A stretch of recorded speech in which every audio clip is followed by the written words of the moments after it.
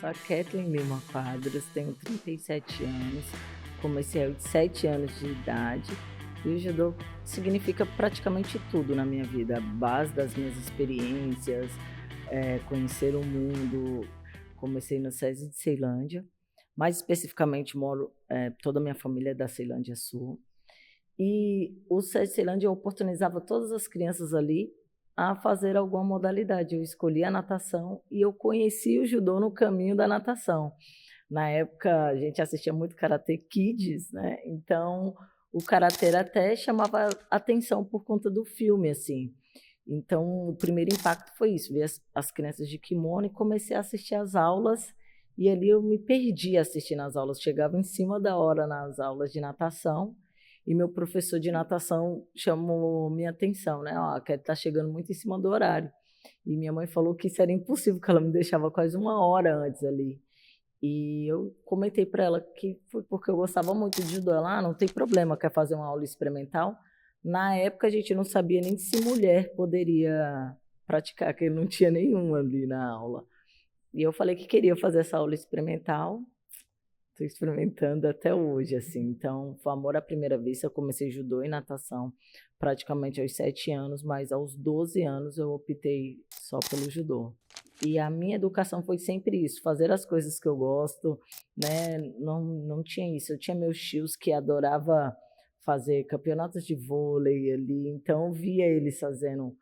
Um tio que era árbitro de futebol, então eu estava sempre envolvida mais ou menos com o esporte ali com eles, e como eu ficava acompanhando eles, então não tinha muito essa distinção. Meus avós ficaram mais tensos, assim, meu avô foi um dos que falaram, judô não, por que ela não faz balé, o que ela quer fazer no judô? Mas não tinha nada a ver comigo, assim, e eu gosto muito, assim, eu sou muito feliz e grata por essa educação da minha família, de realmente eu poder fazer o que eu quiser, assim, experimentar e ter todo o incentivo, assim. Brasília, diferente dos outros estados, né, lá foi o primeiro lugar que teve incentivo de Bolsa Atleta. Então, já comecei a receber Bolsa Atleta ali, né, tinha nacional, estadual, então antes de qualquer estado, Brasília já tinha essa opção. Então, Bolsa pode existir depois de Pequim, mas eu também consegui usufruir desse também, que é dentro da zona de ranqueamento, entre os 20 melhor do ranking mundial, tem esse benefício do Bolsa Pódio, né? É super importante, assim, é super importante porque às vezes você precisa viajar, fazer uma competição fora internacional, um treinamento internacional, são categorias que você precisa se alimentar melhor, você está o tempo todo machucado, então você precisa ter uma fisioterapia, você precisa ter uma parte física de qualidade, e cada vez que você vai tendo bons resultados, você também vai ter que aprimorar isso, você também vai ter que aprimorar sua equipe multidisciplinar. Então, não tem como a gente ter o mesmo resultado ou parecido fazendo a mesma coisa de, sei lá, um ano atrás. Hoje em dia, o que você fez há 6 meses atrás já não funciona. Imagine de um ciclo ao outro. Então, o Bolsa Pódio e o Bolsa Atleta é esse incentivo a mais, né, não só para mim, mas para todos esses atletas, para conseguir viver pelo menos um pouco do seu sonho dentro da modalidade, né? Então, esse foi o meu primeiro patrocínio, foi do próprio governo mesmo, com essa Bolsa Atleta. E, não, quer dizer, os primeiros mesmo foram meus pais, né? Que realmente levar uniforme, seletiva, era tudo Rio, São Paulo, então tinha que arcar todas essas viagens.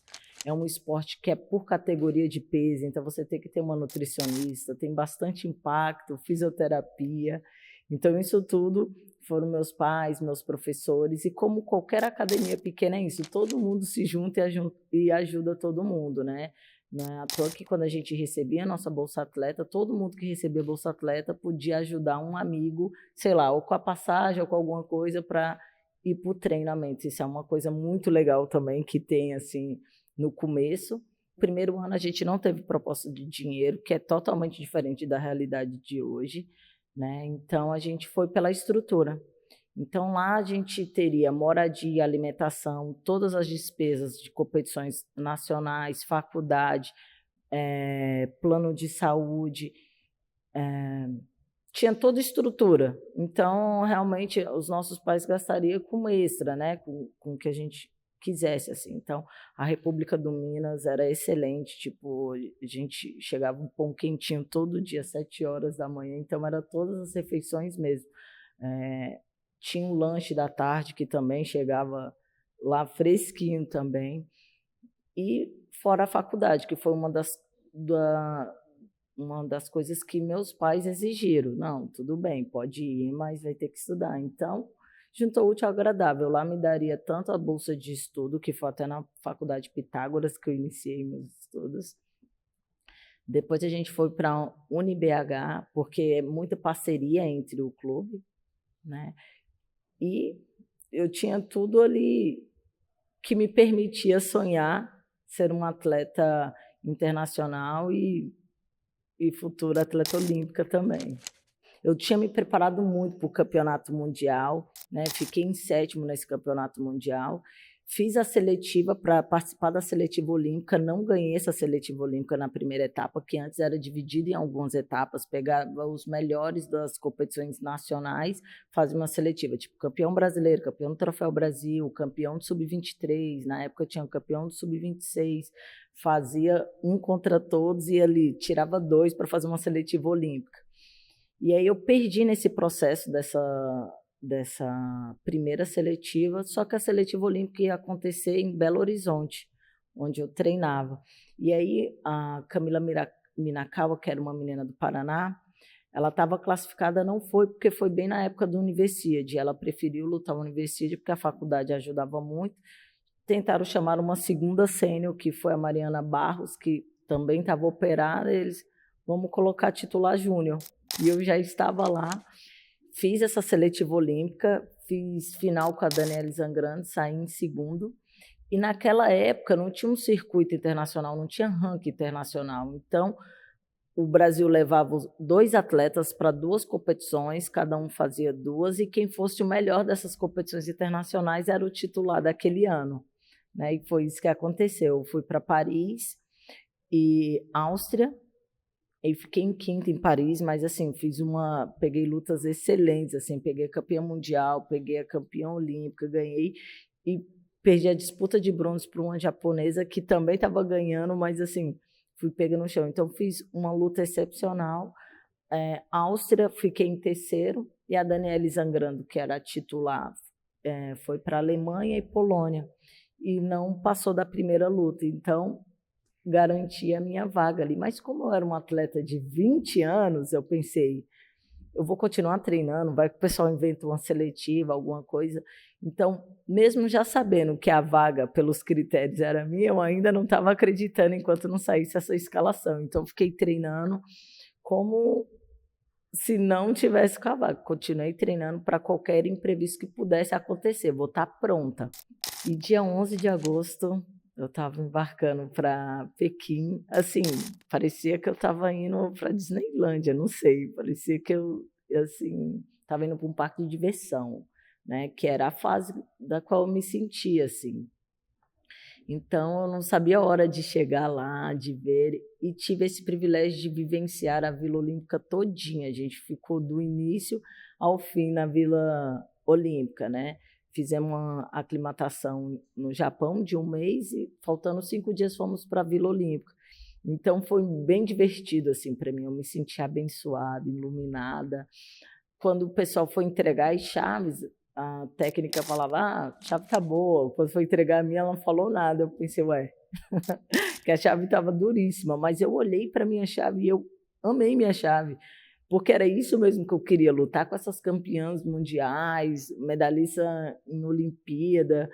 E eu pensei, chegou o meu momento, assim. Fui com a minha amiga, com a Érica. Infelizmente, ela se machucou na véspera, né? A Eriquinha não foi até a Vila Olímpica, mas não lutou. E eu falei, Eriquinha, me dá sua xuxinha, eu vou lutar por mim e por você, assim. Não sei o que passou na minha cabeça, né? Que lutar por si já é difícil, imagino você falar isso para sua amiga, assim. E caí a primeira luta com a coreana, ganhei. Segunda luta foi com a holandesa, que perdi. A repescagem era feita a partir do semifinalista, mas eu tinha uma convicção que, com certeza, ela iria até a semifinal. Depois eu lutei com a espanhola, que é super, assim, o pessoal foi apresentar ela, falou multicampeã mundial. Tinha 2 medalhas olímpicas e, assim, uma experiência vasta, consegui ganhar dela no Shido, uma experiência que nem eu sabia que tinha, assim. Depois peguei a japonesa e aí eu fui preparada, cara, vou fazer 5, 10, 20 minutos, não importa. Eu vou lutar até o fim. Lembra que eu falei que seria a pessoa com mais vontade assim? Então, me preparei para fazer uma luta de o tempo que foi, ganhei em 40 segundos. E aí, quando chegou na hora da disputa de medalha, que também foi uma australiana, só que na verdade ela era húngara, né? Também medalhista olímpica. Ganhando a luta, faltando 20 segundos, empata a luta, a gente vai para o Golden Score e eu consigo jogar ela de um golpe que é o Buranagi, que é um golpe de sacrifício, que toda vez que eu entrava esse golpe no treinamento, Sensei me dava um cascudo. Para de entrar esse golpe, porque ele era muito arriscado. Ou dá certo ou você tomaria uma punição. E naquela época, sim, você podia tomar um cascudo. Hoje não, mas naquela época ainda assim podia.